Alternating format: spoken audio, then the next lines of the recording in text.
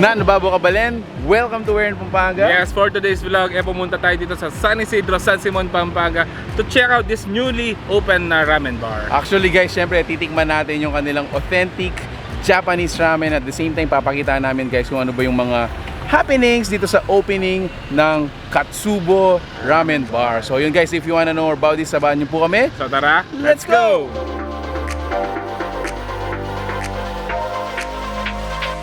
Good afternoon, I'm Cherise. I'm Melvin and welcome to Katsubo Ramen Bar.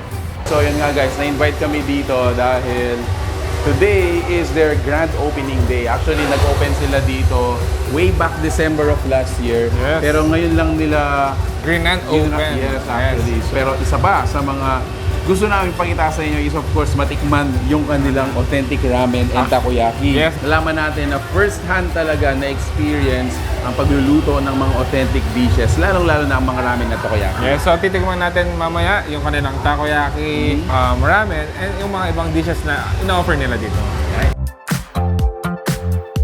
Nag-start po yung Katsubo nung pandemic. So, buntis ako, nag-crave ako ng ramen. Dahil galing na kami ng Japan, alam namin yung pagluluto kung paano. Nagluto na lang kami sa bahay. Then, naisip namin na, ayun, bakit hindi na ibenta? Nung natikman ko yung takoyaki, it's a love at first bite. Kaya hindi ako nag-hesitant na sabi ko, I would like to invest and I would like to partner with them and grow this business. Yes. All my kids love the katsudon and what do you call that one? The tonkatsu. But personally, ako, other than the takoyaki, the ramen is really nice kasi they have the background sa Japan.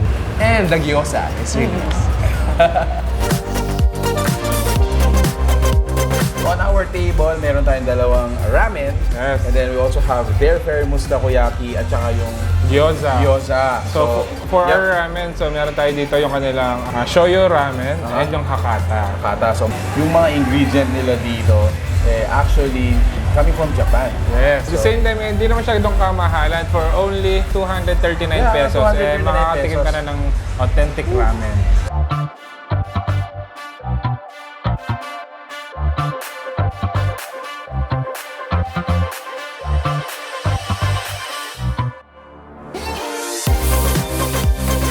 kapal ng meat niya, bro. This pork, kapal. Wow, ang lambot pa. Maraming na kami customer na talagang sabi nila ay parang nasa Japan na sila ulit. Kinikrave nila na ramen na authentic talaga. Dito talaga nila makakain, matitikman. Yun nga, you don't want to sacrifice the quality. No, if you can see the price actually, it's not that expensive, no, but it's not the cheapest one. But I may say we don't want to sacrifice the quality. We want the people to taste talaga authentic Japanese ramen. So, yun yung vision namin.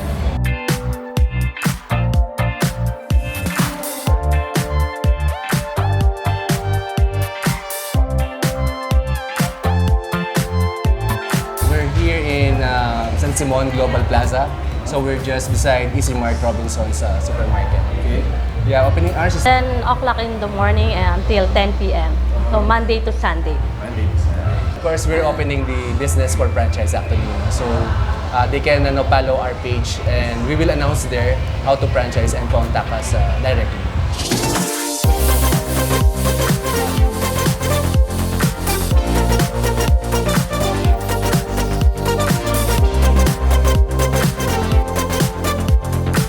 So what an event yun guys, congratulations Katsubo for opening, and then congratulations din sa mga owners, bro. Yes. Right, so lastly guys, gusto ko lang i-plug itong kanilang Battle of the Band. So ito ang Sampaloc Elementary School Grand Alumni Homecoming Battle of the Band. If you're interested to join or kahit manood, yan, we're gonna be including this poster dito po sa video na to. So guys, if you like the food you saw in this video, if you're looking for Japanese food dito sa may San Simon, you gotta go check out.